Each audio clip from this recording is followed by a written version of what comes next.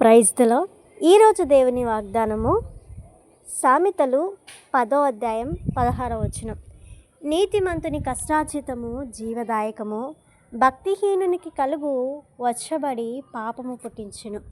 ప్రియ సహోదర సహోదరులారా, ప్రభువు నేటి దినమున మనకి ఇస్తున్న వాగ్దానం ఏమిటంటే, నీతిమంతుల కష్టార్జితము జీవదాయకము.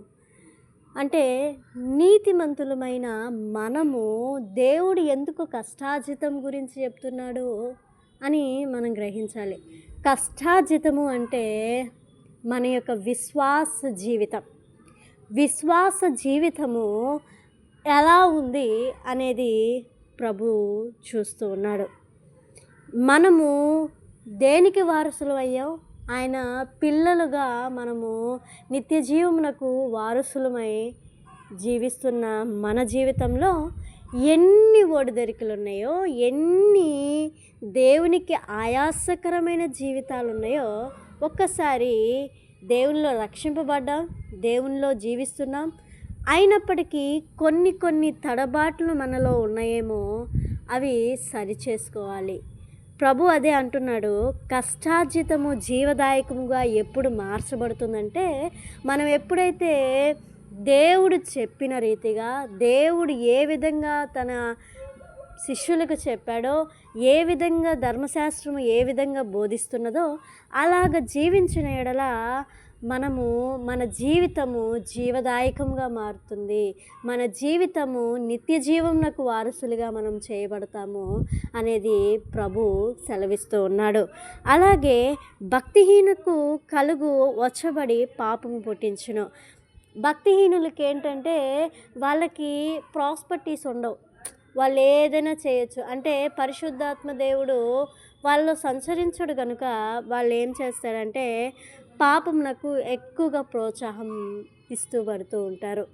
కాబట్టి వాళ్ళ వలె, భక్తిహీనుల వలె మన యొక్క అలవాటులు మనము ఉండకుండా ప్రభు అంటున్నాడు, రోజు రోజుకి మన యొక్క పరిశుద్ధాత్మను, దేవుని యందు విశ్వాసాన్ని స్థిరపరుచుకొని దేవునిలో రోజు రోజుకి కష్టార్జితమును, అంటే విశ్వాసం అనే కష్టార్జితాన్ని మనం పెంచుకొని దేవునిలో జీవదాయకంగా మనం మార్చబడాలని ప్రభు కోరుకుంటూ ఉన్నారు.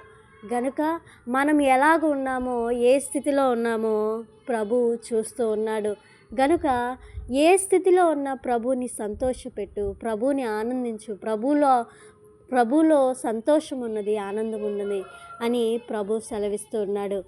గనుక ఇట్టి కృపను ప్రభు మనకిస్తూ ఉన్నందుకు ప్రభుని స్తుతిస్తూ ప్రార్థిద్దాము. ప్రార్థన.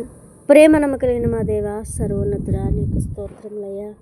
అయా, నీకే కోట్లాది స్తుతులు, స్తోత్రాలు ప్రభువా.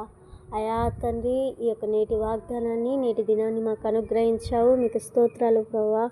అయా, ఈ యొక్క సమయంలో వాగ్దానుసారంగా మా జీవితాలను నీ యందు విశ్వాసము కలిగి, అయా నువ్వు వచ్చి పర్యంతరము తండ్రి నీలో జీవించే యొక్క గొప్ప కృపను మాకు అనుగ్రహించునానా. నీకు స్తోత్రాలు ప్రభువా. ఈ దినమున ఎవరైతే బిడ్డలు పని బాటలకు వెళ్ళి వస్తూ ఉన్నారో, మార్గ మధ్యలంతటిలో అయా వాళ్ళ యొక్క తండ్రి, వాళ్ళ యొక్క తోడుగా నీడగా నీవే ఉండు ప్రభువా. నీకు స్తోత్రాలయ్యా. నువ్వు వచ్చి పర్యంతరము నీ యందు విశ్వాసకులుగా మమ్మల్ని నింపండి అయా తండ్రి. అనేక మంది రక్షింపబడాల్సిన అవసరం ఉంది ప్రభువా. అయా నీ చిత్తమైతే తండ్రి అనేక మందికి రక్షణ, మారు మనసును అనుగ్రహించు ప్రభువా. నీకు స్తోత్రాలు ప్రభువా.